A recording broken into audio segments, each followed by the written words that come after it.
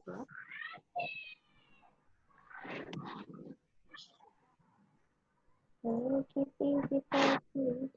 semua ya. Supaya lancar. Baik, Assalamualaikum warahmatullahi wabarakatuh. Selamat malam semuanya. Salam sejahtera bagi kita sekalian. Shalom. Ya, mudah-mudahan kita semua tetap dalam keadaan sehat walafiat, tidak kurang suatu apapun, dan selalu diberikan kesehatan, keberkahan, dan rezeki yang berlimpah. Juga diberikan jodoh sesuai harapan. Ya, gitu Din ya. Baik, teman-teman sekalian, hari ini kita akan memulai perkuliahan manajemen sumber daya manusia, di mana sampai dengan saat ini belum ada petunjuk maupun instruksi resmi dari Menteri Pendidikan dan Kebudayaan Republik Indonesia terkait dengan metode pembelajaran untuk perguruan tinggi. Jadi sampai saat ini surat himbauan maupun kesepakatan bersama antara 5 menteri tentang perkuliahan online atau daring sampai saat ini masih tetap berlaku ya. Meskipun mungkin ada beberapa dosen yang telah melaksanakan perkuliahan tatap muka dengan protokol kesehatan, namun untuk saya pribadi, demi keamanan dan keselamatan kita semua, saya tetap akan melaksanakan perkuliahan secara daring, ya, sebelum ada petunjuk resmi dari Menteri Pendidikan dan Kebudayaan ataupun dari Rektor Universitas Yapis Papua. Karena sampai dengan saat ini, edaran wali kota maupun gubernur tetap masih mewajibkan perkuliahan dilakukan secara daring, ya. Nah, untuk itu nanti saya membutuhkan beberapa masukan dari adik-adik semua terkait dengan efektivitas, ya, juga flexibility perkuliahan daring, karena ini berkaitan dengan capaian pembelajaran adik-adik mahasiswa semua, ya, antara dosen, bagaimana dosen menyampaikan materi, kemudian bagaimana mahasiswa bisa memahami materi yang disampaikan oleh dosen. Ya. Tadi saya sudah share di Andika terkait dengan peraturan, ya, peraturan perkuliahan daring. Yang pertama adalah memang kamera wajib diaktifkan karena ini adalah bukti bahwa Anda benar-benar mengikuti perkuliahan, ya. Karena dalam perkuliahan daring atau online, tidak menghidupkan kamera itu saya anggap bolos, ya. Nah, nanti jangan sampai handphonenya disimpan, orangnya nggak tahu kemana, ya. Jangan sampai lagi di jalan, handphonenya disimpan, disandarin, ya, suaranya didengerin, tapi orangnya nggak tahu ngapain, gitu kan. Nah, itu jadi saya mewajibkan seluruh mahasiswa yang mengikuti perkuliahan yang saya ampu, untuk perkuliahan daring itu wajib mengaktifkan kameranya, karena sebagai bukti Anda benar-benar mengikuti perkuliahan dan menyimak apa yang materi yang disampaikan oleh dosen. Ya, kemudian yang berikutnya Anda tentunya harus berpakaian sopan, ya, rapi, sopan, dan apa istilahnya wajar lah, ya. Karena ada beberapa kali saya menemukan mahasiswa yang kuliah daring kemudian tidak menghidupkan kamera, jadi ketika dihidupkan kameranya itu agak-agak ada insiden dan lain sebagainya, ya. Jadi hindari itu. Yang namanya Oppo A1K bisa di-rename pakai nama pemberian orang tua, adik. Siapa ini yang di bawah Oppo A1K? Ya, di-rename dulu sesuai dengan nama yang terdaftar ya di BAK, ya. Nurisma. Di-rename. Oke. Baik adik-adik semua, saat ini Universitas Yapis Papua telah membentuk pusat studi pengembangan karir dan kewirausahaan, ya. Dan saya sendiri sebagai kepala pusat pengembangan karir dan kewirausahaan. Pusat pengembangan karir dan kewirausahaan itu dibentuk untuk membantu adik-adik mahasiswa di dalam mengembangkan karir dan kewirausahaan. Jadi jika adik-adik yang membutuhkan informasi tentang pekerjaan atau membutuhkan pelatihan dan pengembangan untuk pengembangan kompetensi diri, itu nanti boleh menghadap di ruangan saya, ya, mendaftarkan diri. Nanti ada Pak Yayason Jaya, ya, yang akan apa istilahnya, mengakomodir pendaftaran adik-adik sekalian, baik mahasiswa maupun lulusan. Kemudian jika ada adik-adik mahasiswa yang mempunyai bisnis atau usaha, ya, yang sudah dirintis dan sudah berjalan, silahkan mendaftar di Pusat Studi Pengembangan Karir dan Kewirausahaan. Nanti kita akan lakukan pelatihan pengembangan melalui asesmen, dan adik-adik sekalian berpeluang untuk mendapatkan hibah kewirausahaan atau hibah usaha, hibah permodalan sampai 50 juta rupiah dari Kementerian Pendidikan dan Kebudayaan, ya, jika lolos asesmen. Kemudian nanti juga ada peluang untuk mendapatkan bantuan permodalan dari mitra-mitra strategis kita yang akan memberikan atau membantu usaha-usaha adik-adik sekalian dengan kredit tanpa agunan, ya, untuk usaha-usaha yang dirintis oleh mahasiswa.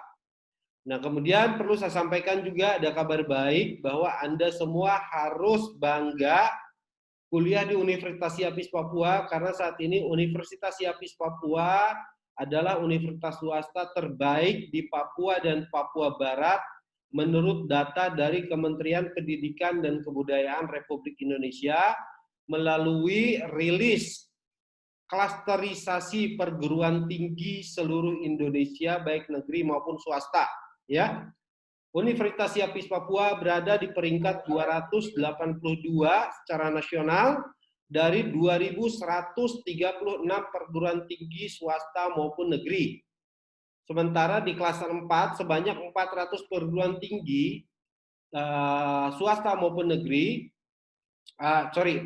universitas swasta yang ada di klaster 4, Universitas Siapis Papua peringkat pertama untuk Papua dan Papua Barat. Jadi Universitas Siapis Papua adalah universitas terbaik di Papua dan Papua Barat untuk pendidikan tinggi swasta, ya. Tepuk tangan dulu dong. Ya.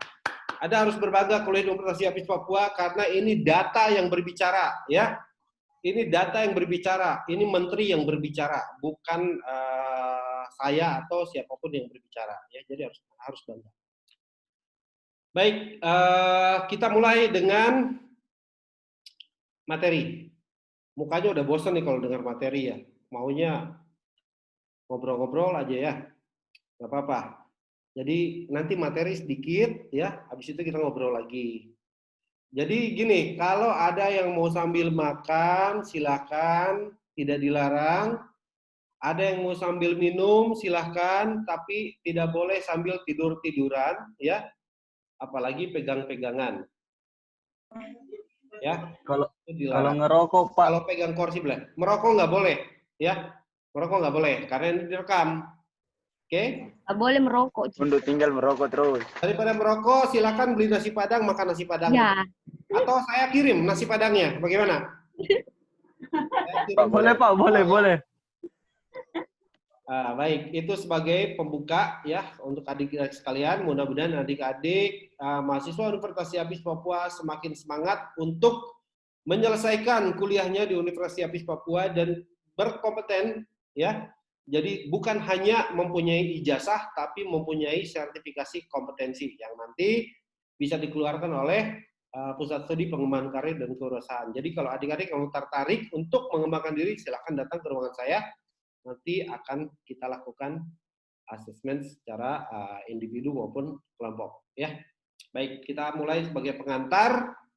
Baik, setelah saya sampaikan tadi Universitas Siapis Papua telah mempunyai Pusat Studi Pengembangan Karir dan Kewirausahaan, ya. Sementara semua materi pada perkuliahan yang saya sampaikan itu adalah hasil dari pengembangan tim di Pusat Studi Pengembangan Karir yang sesuai dengan kurikulum kompetensi nasional Indonesia dan standar kerja kompetensi nasional Indonesia, ya. Jadi materi yang saya sampaikan bukan hanya materi secara teoritis, tapi nanti akan saya akan memberikan bagi pengenalan tools, manajemen sumber daya manusia, hingga nanti adik-adik bisa mempraktikkan ya di organisasi maupun di dalam perkuliahan ini bagaimana cara mengukur kinerja seseorang, bagaimana mengukur perilaku kerja seseorang. Itu kami dari Pusat Studi Pengembangan Karir dan Kewirausahaan telah berhasil mengembangkan tools yang nanti bisa digunakan oleh adik-adik mahasiswa di Universitas Siapis Papua. Ya, mudah-mudahan UNIAP semakin maju nih. Baik, rencana pembelajaran semester dan materi dikembangkan oleh Pusat Studi Pengembangan Karir dan Kewirausahaan Universitas Siapis Papua. Jadi materi ini dikembangkan oleh tim ya. Kita akan membahas tentang rencana perkuliahan semester atau RPS. Ini adalah merupakan kontrak maupun komitmen antara dosen dan mahasiswa terkait dengan jalannya perkuliahan pada setiap mata kuliah. Jadi adik-adik diharapkan kalau dosen akan pertama kali akan mengajar mata kuliah di semester-semester awal, adik-adik perlu mengetahui rencana perkuliahan semesternya seperti apa ya, sehingga terjadi pemahaman awal dan komitmen awal antara dosen dan mahasiswa, serta mengikat antara hak dan kewajiban baik dosen maupun mahasiswa, sehingga di akhir semester nanti tidak akan ada miskomunikasi atau istilahnya kesalahpahaman ya antara mahasiswa dan dosen terkait penilaian ya. Yang pertama, kita membahas tentang kontrak perkuliahan, menjelaskan RPS dan metode pembelajaran serta kriteria penilaian ya. Di pertemuan pertama dan kedua ini, materi yang akan dibahas seputar definisi manajemen sumber daya manusia, etika dan perilaku, tantangan masa depan, serta kompetensi global. Itu di pertemuan ke-1 dan kedua ya. Kemudian di pertemuan ke-3, adik-adik nanti kita akan, di pertemuan kedua kita akan membahas tentang peluang dan ancaman manajemen pelayanan, strategi pelayanan, sistem kerja, appreciating dan staffing ya, bagaimana memposisikan staf-staf dan lain sebagainya, menyusun struktur organisasi dan lain sebagainya. Kemudian di pertemuan ketiga nanti kita akan agak banyak nih pembahasan di pertemuan ketiga nanti ya. Yang pertama kita akan membahas tentang tujuan dan faktor-faktor manajemen sumber daya manusia. Kemudian suplai tenaga kerja ya, baik dari internal maupun eksternal. Kemudian hubungan perencanaan sumber daya manusia dan anggaran dan manajemen keuangan, serta peramalan atau forecasting manajemen sumber daya manusia. Kemudian berikutnya dalam pertemuan keempat kita akan membahas tentang metode, ruang lingkup, dan analisis pekerjaan, kemudian elemen-elemen desain pekerjaan, pengenalan tools human resource management yang tadi saya sampaikan. Nanti adik-adik akan praktik ya menggunakan tools yang sudah dikembangkan oleh tim studi pengembangan karir dan kewirausahaan. Kemudian di pertemuan kelima rencananya kita akan membahas tentang equal employment opportunity atau peluang pekerja untuk memegang karirnya. Kemudian rekrutmen pegawai, penilaian kerja, manajemen talent, terus praktikum lagi, tools manajemen sumber daya manusia. Kemudian di pertemuan ke-6 pelatihan dan pengembangan, tahapan pelatihan dan pengembangan. Jadi mungkin di praktikum itu sebenarnya seharusnya tatap muka, tapi nanti kita lihat perkembangan ke depan. Jika memungkinkan, kita laksanakan praktikum tools HRM ini dengan tatap muka, kita lakukan tatap muka, tapi mungkin jika belum memungkinkan untuk melakukan secara tatap muka, kita akan lakukan secara virtual atau membatasi ya, dibagi kelompok, nanti dibagi per kelompok untuk praktikumnya. Nah, di pertemuan ke-7 nanti kita akan membahas tentang pengembangan diri, ya. Kompetensi berbasis pelatihan dan pengembangan, kemudian sekali lagi praktikum tools untuk pengembangan diri anggota organisasi, ya. Nah, di pertemuan ke-8 nanti ujian tengah semester. Nah, apa saja Pak yang diuji nanti menjadi materi ujiannya? Materi ujiannya dari pertemuan pertama sampai ke-7 itu dibahas, termasuk praktikum nanti menjadi salah satu indikator penilaian ya. Nah, untuk mengikuti ujian tengah semester, mahasiswa minimal harus mengikuti perkuliahan sebanyak 4 kali pertemuan, baik online maupun offline. Jadi adik-adik untuk mencapai UTS dari 7 pertemuan, itu minimal 4 kali pertemuan harus hadir di dalam perkuliahan. Ya. Yang berikutnya di pertemuan ke-9, kita akan membahas perencanaan dan pengembangan karir, informasi dan konseling, kemudian berbicara reward and punishment atau pemberian penghargaan dan sanksi ya. Di pertemuan 10 kita akan membahas tentang komunikasi, produktivitas, perencanaan dan intervensi produktivitas ya. Bagaimana produktivitas itu diintervensi supaya dapat meningkat. Di pertemuan ke-11 nanti kita akan berbicara tentang promosi dan demosi, kemudian kecakapan kerja. Di pertemuan ke berapa tadi 12 ya, kita akan membahas penilaian prestasi kerja, unsur-unsur penilaian prestasi kerja, praktikum key behavior performance dengan tools lagi, kita praktikum lagi. Kemudian pertemuan ke-14 kita akan berbicara upah dan kompensasi, tujuan pemberian upah dan kompensasi, kemudian manajemen keamanan, keselamatan dan kesehatan kerja ya. Pertemuan ke-15 nanti relasi kerja, serikat pekerja, hubungan industrial. Dan pertemuan materi yang terakhir kita rencanakan di pertemuan ke-15.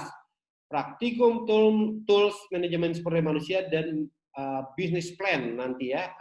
Nanti saya berikan untuk merintis sebuah usaha itu kita melakukan analisis dengan menggunakan tools. Nah, di pertemuan ke-16 nanti kita akan masuki ujian akhir semester dengan materi pertemuan ke-9 sampai ke-15. Syarat dan ketentuan untuk mengikuti ujian tengah semester, ini ujian akhir semester ya, bukan tengah semester. Mahasiswa minimal harus mengikuti perkuliahan sebanyak 75% dari total pertemuan baik online maupun offline. Gitu ya. Nanti RPS lengkapnya nanti saya share di e-learning ya. Nanti adik-adik selain mengikuti perkuliahan melalui Zoom, nanti ada materi e-learning yang adik-adik bisa akses ya. Adik-adik bisa akses dan bisa mendownload materi tersebut secara online melalui e-learning Universitas Hiapis Papua ya. Banyak yang nunggu nih, kasihan. Baik, dari RPS atau rencana pembelajaran semester ada yang mau ditanyakan nggak? Setuju semua dengan pembahasan yang saya berikan? Kalau setuju angkat jempolnya begini. Setuju semua ya? Untuk belajar dan praktikum tools, setuju? Setuju ya, itu akan bermanfaat untuk adik-adik nanti apabila sudah memasuki dunia kerja, dunia usaha maupun dunia industri. Nanti sangat bermanfaat sehingga diharapkan adik-adik mahasiswa tidak hanya mengerti apa, tapi tahu apa dan bisa apa. Ya, sehingga mampu bersaing dengan lulusan-lulusan di universitas lainnya. Baik, kita akan masuk pada materi bahasan pertama tentang definisi sumber daya manusia, ya.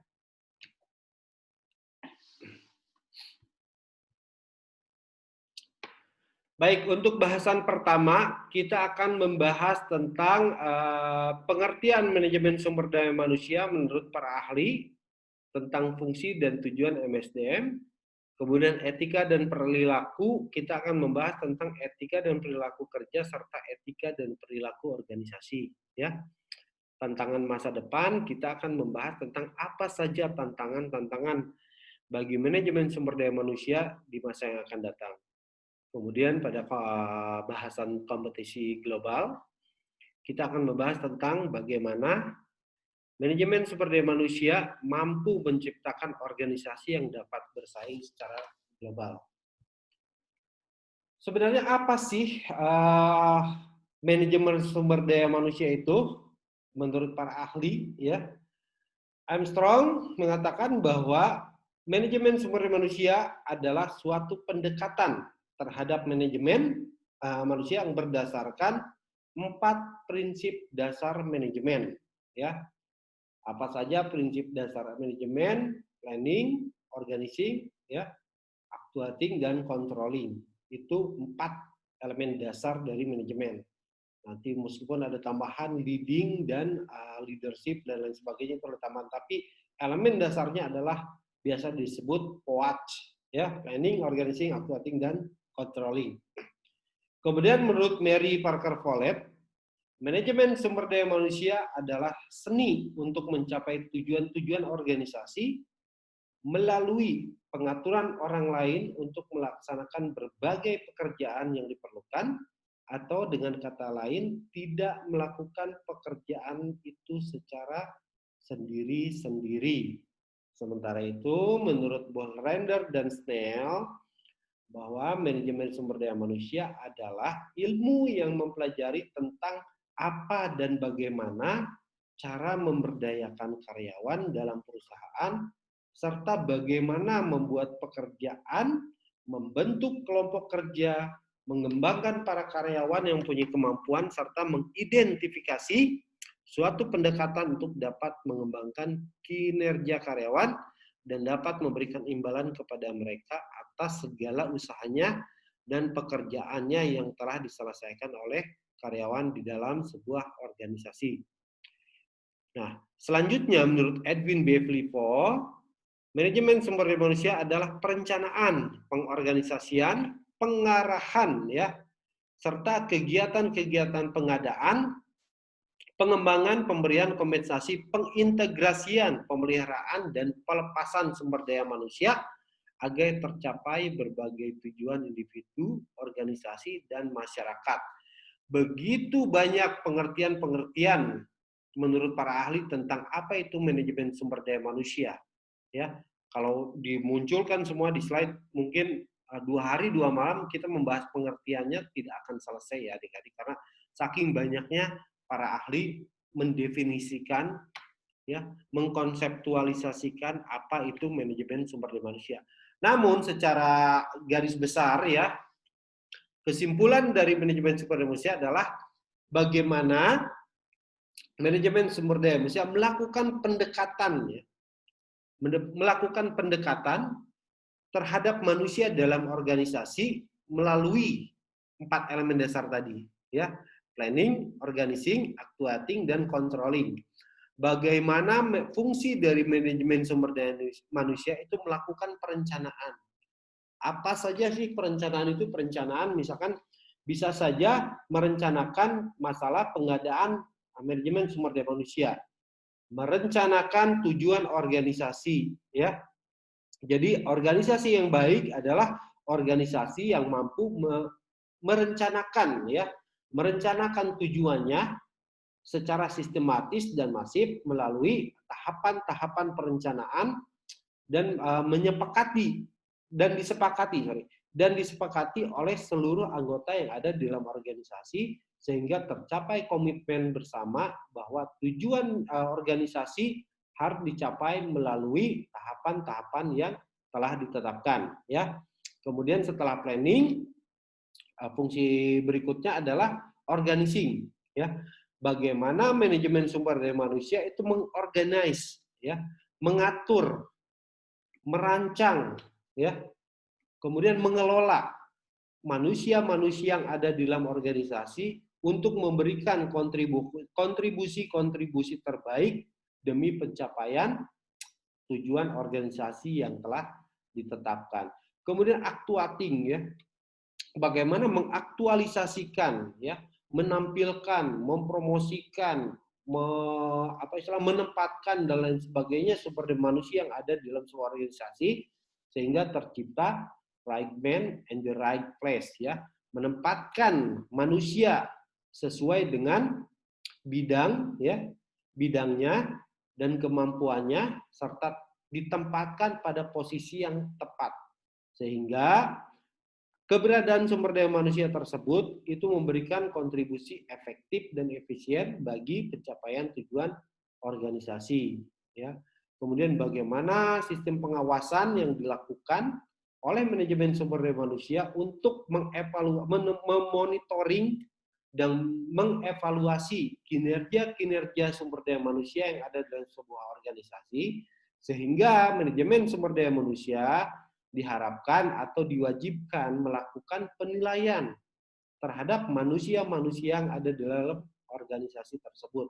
Apakah sumber daya manusia yang ada di dalam organisasi tersebut masih memerlukan pendidikan, pelatihan dan pengembangan, ataukah sumber daya manusia yang ada di dalam organisasi tersebut banyak yang sudah expired atau menuju masa pensiun sehingga produktivitasnya menurun, dan hal itu merupakan tugas dan tanggung jawab manajemen sumber daya manusia bagaimana sumber daya manusia yang ada itu dimonitor, dikontrol, dan dilakukan analisis serta asesmen atau penilaian sehingga bisa diketahui sejak awal bahwa perlunya pendidikan dan pelatihan serta pengembangan bagi sumber daya manusia yang masih produktif, kemudian perlunya demosisian atau pemutusan hubungan kerja terhadap sumber daya manusia yang sudah dianggap tidak lagi produktif, ya. Kemudian kesimpulan yang kedua adalah manajemen sumber daya manusia mengatur pembagian kerja, struktur organisasi, promosi, demosi, dan pengembangan kompetensi. Ya, tadi singgung dari kesimpulan pertama bahwa memang fungsi dari manajemen sumber daya manusia adalah bagaimana fungsi-fungsi manajemen ini dapat mengatur pembagian kerja yang jelas sehingga roda organisasi dijalankan sesuai dengan tugas pokok dan fungsi masing-masing setiap bagian atau setiap divisi yang ada di dalam organisasi. Misalkan kalau pembagian kerjanya dibentuk 3 divisi, misalkan produksi, pemasaran, dan penjualan, berarti itu pembagian kerja dibentuk dalam 3 divisi dan masing-masing divisi mempunyai tugas dan tanggung jawab sesuai dengan beban kerja yang diberikan. Kemudian manajemen sumber daya manusia juga menggambar atau membentuk struktur organisasi yang sesuai dengan kebutuhan organisasi, sehingga organisasi yang dibentuk itu bersifat efektif, efisien, dan tepat sasaran. Karena terlalu gemuk organisasi itu tidak baik untuk pencapaian tujuan organisasi. Begitu pula terlalu ramping struktur organisasi biasanya itu membuat beban kerja berlebih bagi sumber daya manusia yang ada dalam organisasi. Untuk itu, manajemen sumber daya manusia harus jeli dalam melakukan pembagian kerja serta menyusun struktur organisasi. Ya. Kemudian kesimpulan yang ketiga, manajemen sumber daya manusia adalah merupakan seni dan ilmu dalam mengatur manusia pada organisasi. Kenapa dikatakan seni maupun ilmu? Jadi selain ilmu, manajemen sumber daya manusia juga merupakan sebuah seni karena di dalam pengambilan keputusan, ya, manajemen sumber daya manusia, selain aspek teoritis dan praktis, manajemen sumber daya manusia juga memerlukan keahlian soft skills yang dimiliki oleh setiap manusia, dan itu berbeda antara manusia satu dan manusia yang lainnya, sehingga kecakapan, kemampuan, dan keahlian dalam diri seseorang, misalkan dari aspek kepemimpinan, itu kan berbeda-beda.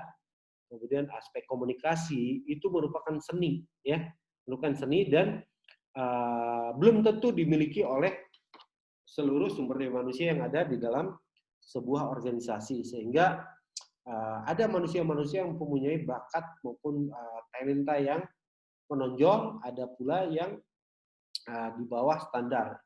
Nah, itulah pengambilan keputusan di dalam manajemen sumber daya manusia, selain merupakan ilmu, namun juga seni, karena memerlukan pertimbangan-pertimbangan yang melibatkan aspek intrinsik maupun ekstrinsik, ya. Berikutnya kita membahas tentang etika dan perilaku, ya. Ciri-ciri etika. Pengertiannya juga menurut Katsop, etika merupakan hal-hal yang berhubungan dan bersangkutan dengan beberapa prinsip yang ada di dalam hidup manusia. Ya. Prinsip tersebut merupakan prinsip-prinsip yang berisi pembenaran mengenai tingkah laku yang ada di dalam pribadi manusia. Jadi kalau ada manusia yang ditegur dan berpegang teguh pada argumentasinya dan mengatakan bahwa ini prinsip saya, ya, itu sudah merupakan apa istilahnya opini pembenaran bagi dirinya sendiri. Dia harus memegang teguh kebenaran itu sehingga menjadi sebuah prinsip yang diyakini oleh manusia tersebut. Ciri-ciri etika berlaku tanpa disaksikan. Etika ini umumnya tetap berlaku meski tanpa disaksikan oleh orang lain. Contohnya apa? Contohnya gini. Anda tidak masuk kuliah, ya. Tidak ada orang yang tahu Anda tidak masuk kuliah. Teman-teman Anda tidak tahu, bahkan dosen pun tidak tahu. Tapi Anda sendiri tahu bahwa Anda tidak masuk kuliah. Apakah Anda melanggar etika jika Anda sadar itu melanggar etika, meskipun tidak ada yang tahu bahwa Anda telah melanggar etika, misalkan itu kan? Atau misalkan di dalam kelas Anda melakukan tindakan-tindakan yang melanggar etika, misalkan, atau melanggar sopan santun.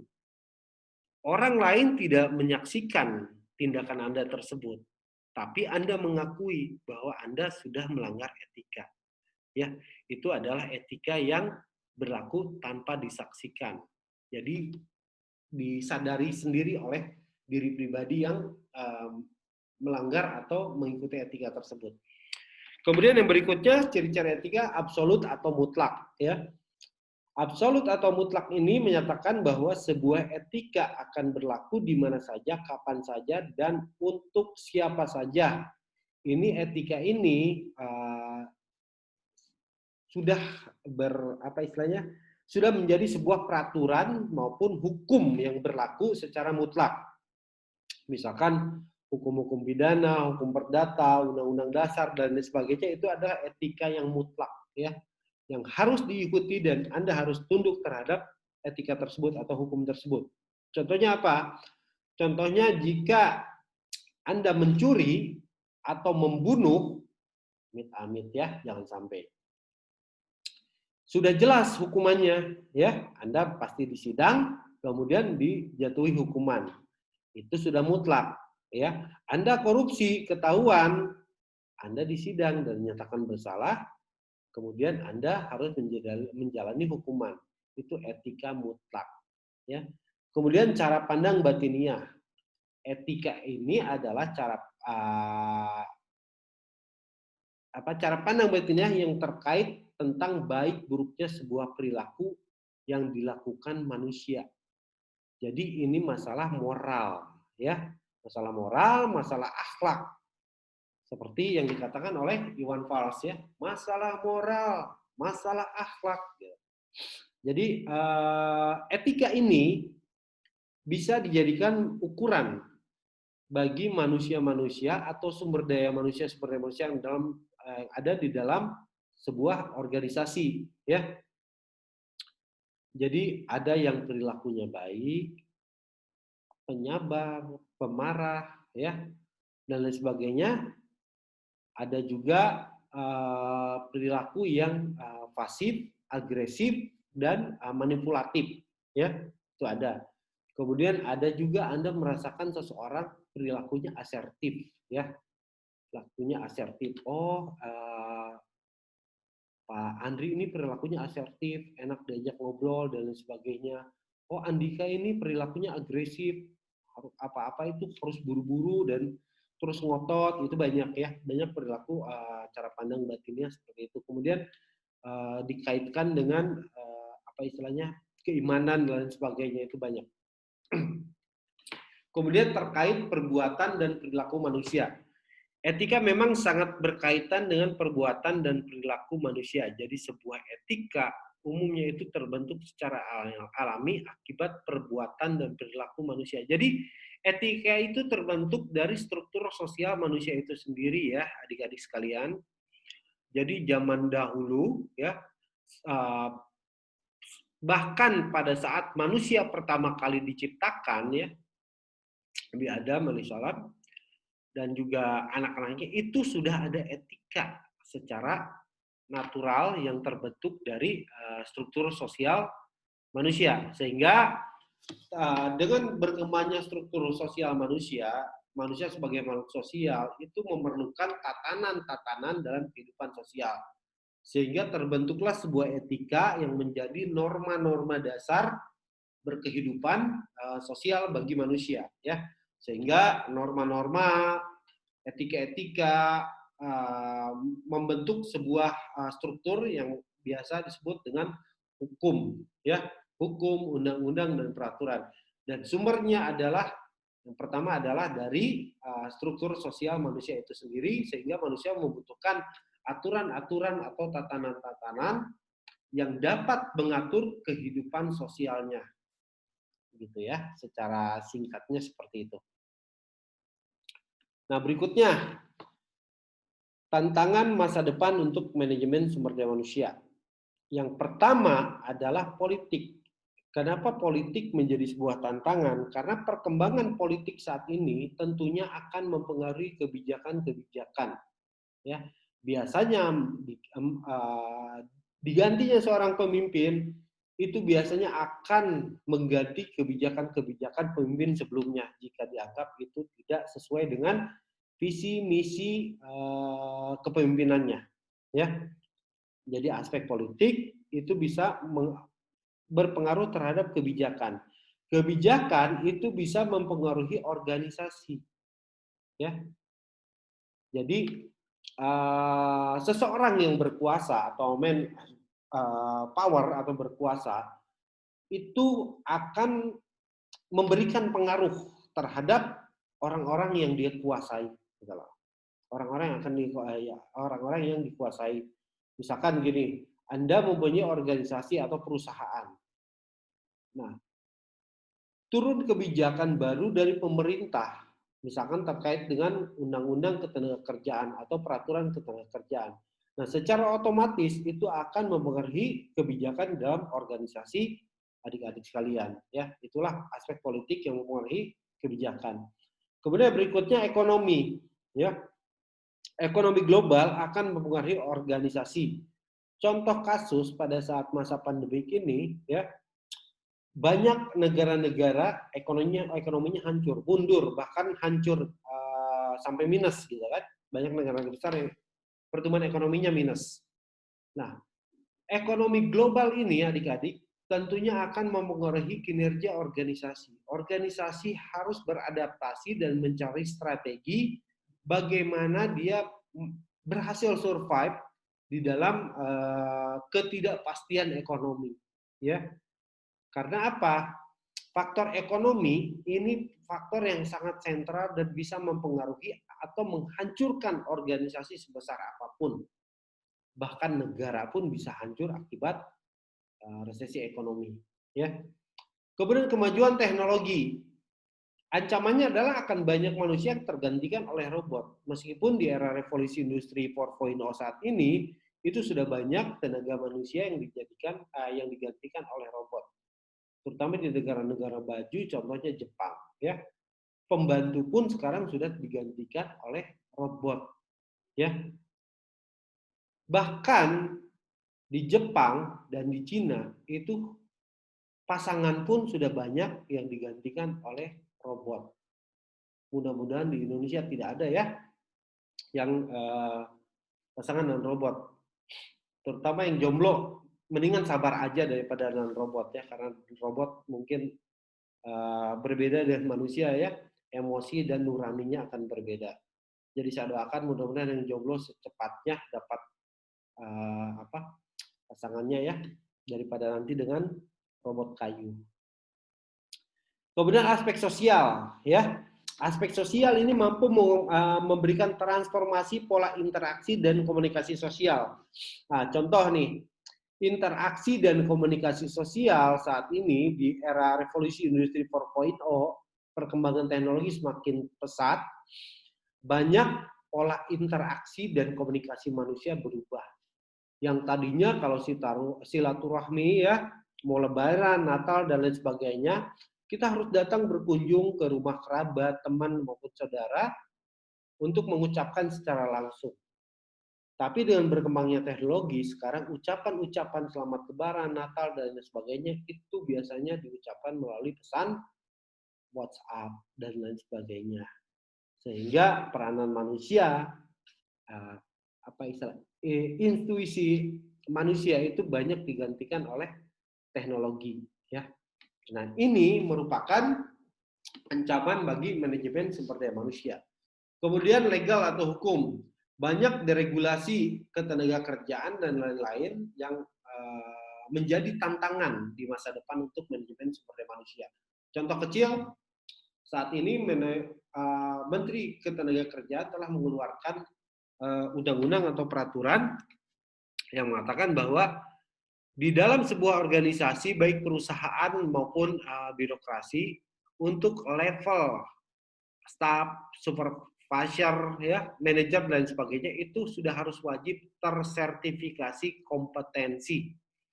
Jadi adik-adik bayangkan kalau undang-undang ini terus diberlakukan dan semua organisasi menerapkan kebijakan ini, maka akan sangat sulit manusia-manusia mendapatkan pekerjaan yang layak untuk mereka.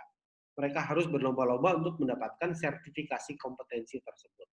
Tapi mudah-mudahan Universitas Apis Papua melalui Pusat Studi Pengembangan Karir nanti dapat membantu adik-adik semua untuk membangun karir maupun usahanya ya, dengan cara melakukan asesmen dan juga bimbingan konseling. Saya izin minum dulu ya. Kalau pada mau minum silakan.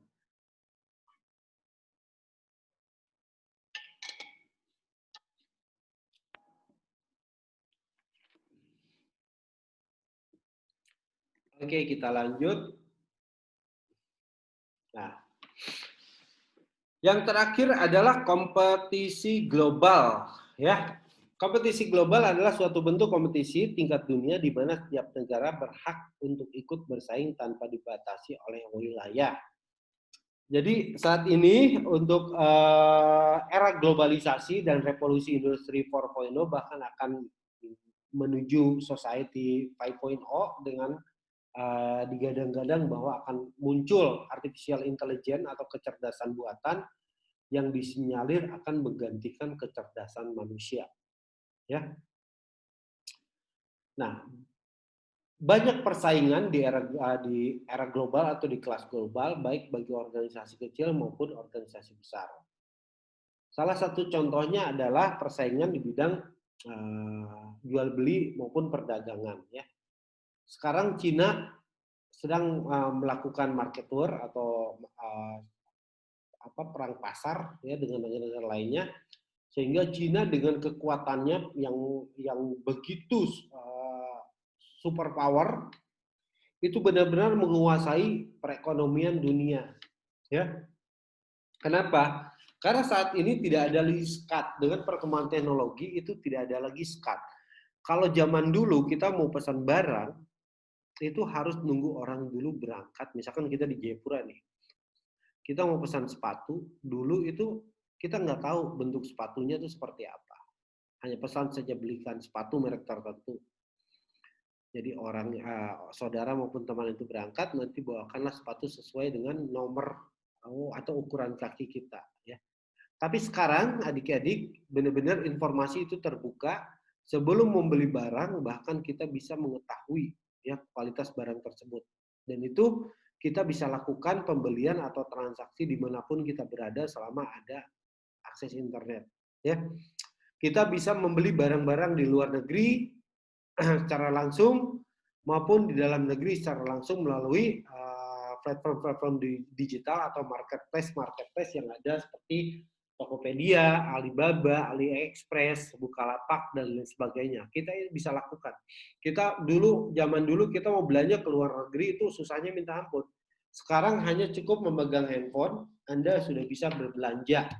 Yang penting ada duitnya. Ya. Nah, dengan adanya kompetisi tingkat global, Otomatis organisasi harus menyesuaikan diri dan harus introspeksi diri. Apa saja yang harus diintrospeksi? Yang pertama adalah organisasi harus memahami apa saja kekuatannya, ya.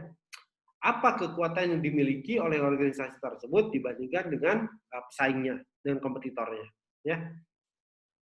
Kemudian kita juga harus mengetahui apa kelemahan kita. Kita harus jujur mengakui kelemahan kita.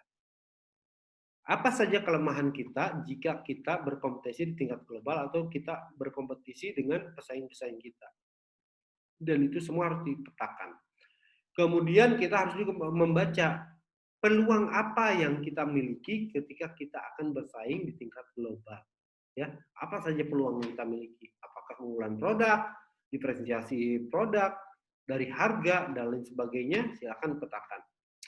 Kemudian kita juga harus membaca apa ancaman yang akan dihadapi apabila kita memasuki kompetisi global. Ya, dari 4 ini SWOT analisis, ya, kekuatan, kelemahan atau strength, weakness, opportunity dan threat, ya, kekuatan, kelemahan, peluang dan ancaman, kita harus mampu memetakan ini, adik-adik. Sehingga kita akan dapat menyusun strategi sesuai dengan identifikasi dan analisis masalah yang sudah dilakukan melalui analisis SWOT, ya. Dan ini Pusat Studi Pengembangan Karir sudah mengembangkan tools analisis SWOT yang nanti bisa digunakan oleh adik-adik mahasiswa, ya. Nah, setelah SWOT ini berhasil dipetakan, maka organisasi akan mampu merancang atau meramu strategi untuk memasuki persaingan global, ya, persaingan global. Sehingga ketika kita mampu menyusun, meramu strategi yang sesuai dengan kompetisi global, kita akan mendapatkan keunggulan kompetitif. Kita akan unggul dibandingkan dengan kompetitor-kompetitor lainnya. Kenapa? Karena dari awal kita sudah berhasil memetakan kekuatan, kelemahan, peluang, dan ancaman, ya, apabila kita akan memasuki pasar global, ya. Nah, Pak, pertanyaannya bagaimana SWOT analisis yang baik? SWOT analisis yang baik adalah kelemahan bisa kita jadikan menjadi sebuah kekuatan dan ancaman kita bisa jadikan menjadi sebuah peluang, ya. Contoh di era COVID. COVID ini menjadi ancaman bagi organisasi manapun. Banyak organisasi yang menghentikan produksi maupun penjualan dan promosi di era COVID, ya.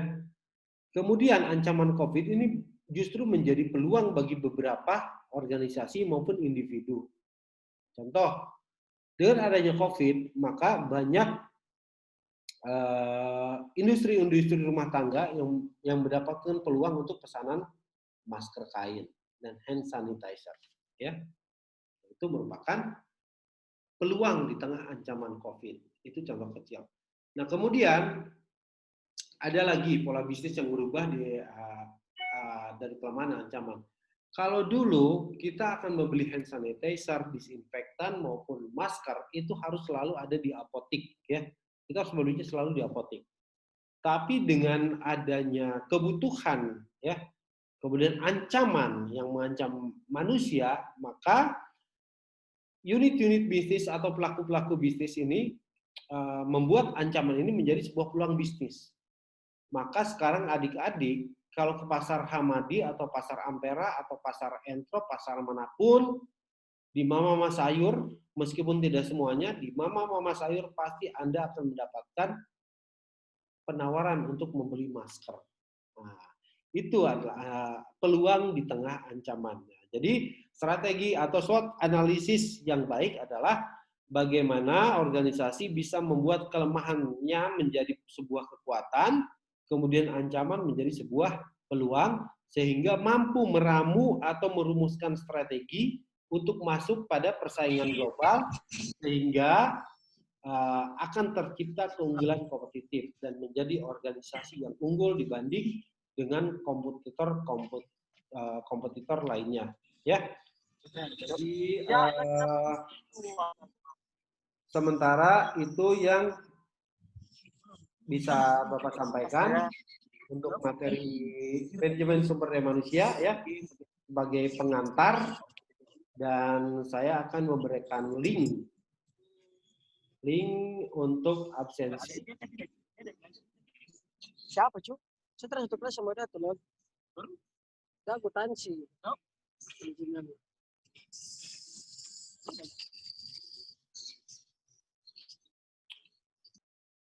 Saya kirim lewat chat ya. Silakan batas absennya sampai pukul 21. Jadi absen dulu sekarang. Silakan. Sudah muncul ya? Bapak. Ya. Marsyanda izin, Marsyanda. Kenapa? Marsyanda. Marsyanda itu ya. Iya, dia izin. Sinetron yang ini ya. Artis sinetron yang apa? Yang episodenya nggak bisa habis itu ya? Bukan, Bapak. Marsyanda yang mana? Itu Marsha, Bapak. Marsha temannya kita, Bapak. Bisa juga, Bapak. Oh, iya sudah nanti. Tadi katanya dia sudah. Oh, iya. Sudah WA Bapak. Nanti Bapak yang ini. Iya, Bapak. Absennya. Ya. Silakan yang ini. Oke, Yang sekarang hadir absen dulu aja. Absen dulu aja. Sebelum foto-foto ya. Absennya di mana, Pak? Itu di chat, itu diklik. Bapak sudah kirim di chatting, di grup chat. Oh, WA kah, Bapak? Bukan, itu di ini chat ada ini. Classroom itu kah, Pak? Ya, di Classroom. Absennya di Classroom, terus klik itu ada form kehadiran. Bisa? Oh, iya. Ada? Yan bisa. Yan pakai HP atau pakai apa? HP, Bapak, HP. Oh, nanti Andika. Andika mana? Pakai laptop nggak bisa. Andika. Iya, Pak. Iya. Nanti Bapak share lewat WA-nya ya. Linknya. Iya, Pak. Iya. Bapak share lewat WA, terus nanti kalian ini. Absen via WA saja ya. Sebentar Bapak kirim via WA ke Andika, nanti Andika share ya. Iya, Pak. Ya, Pak. Iya, Bapak. Terima kasih. Biar bisa. Terima kasih, Bapak.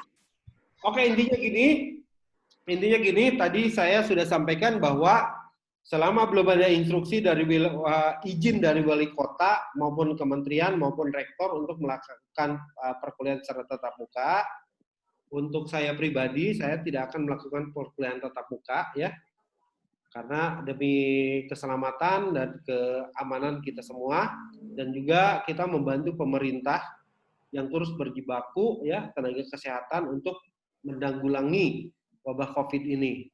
Jadi kita harus benar-benar bersama-sama sadar ya, sadar untuk saling menjaga diri, ikuti protokol kesehatan ya, jangan terlalu dekat, tetap jaga jarak ya. Meskipun ada beberapa dosen yang sudah melakukan perkuliahan tatap muka, itu bukan ranah saya untuk melarang, silakan, tapi Anda harus tetap waspada ya. Kita tidak tahu siapa yang positif dan siapa yang negatif, meskipun ini sebenarnya bukan aib ya, ini bukan aib, ini bukan penyakit aib, ini benar-benar bencana. Untuk itu kita harus saling menjaga ya, saya jaga kok jaga saya, istilahnya gitu ya. Sekarang kita foto dulu untuk bukti ya, bentar Iya. siap, senyum semua untuk slide pertama. Gaya. Untuk kontingen pertama, saya buka. 1, 2, 3. Oke. Berikutnya slide kedua.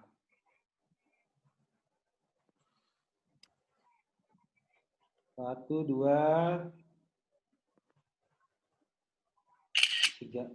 Oke. Aci Tania yang mana ini? Ada 2 orang. Yang Aci mana, yang Tania mana? Dia serumah nih. Oh, serumah. Itu temennya mau ikut kuliah juga nggak apa-apa, ya? Nggak apa-apa, nggak perlu bayar SKS, silahkan ikut. Ilmu itu gratis, ya. semakin banyak kita memberikan ilmu dan manfaat untuk orang lain, maka semakin besar ya pahalanya buat kita. Jadi adik-adik punya keahlian dan lain sebagainya, ya silahkan tularkan ke teman-teman yang lain ya. Kalau ada yang jago apa istilahnya ahli dalam hal apapun, silahkan tularkan ke teman-teman yang lain. Semakin banyak dikeluarkan, akan semakin banyak yang masuk yang baru, ya gitu. Oke, saya pikir saya akhiri perkuliahan online untuk pertemuan kali ini. Kita akan lanjutkan nanti di pertemuan selanjutnya untuk ketua kelas, ya masing-masing kelas. Tolong seaktif mungkin untuk menghubungi dosen, baik Pak Dr. Mansur maupun saya, sehingga perkuliahan manajemen sumber daya manusia akan terus tetap jalan, ya tetap jalan dan tidak ada kekosongan materi yang Anda telah kontrak, ya. Baik, ada pertanyaan sampai sini? Tidak ada, cukup jelas semua? Siap, Pak, siap. Oke. Benar, Pak. Baik, sampai jumpa minggu depan, insya Allah, ya. Selamat malam, jaga kesehatan. Assalamualaikum warahmatullahi wabarakatuh. Salam sejahtera untuk kita. Absen. Waalaikumsalam warahmatullahi wabarakatuh. Absen.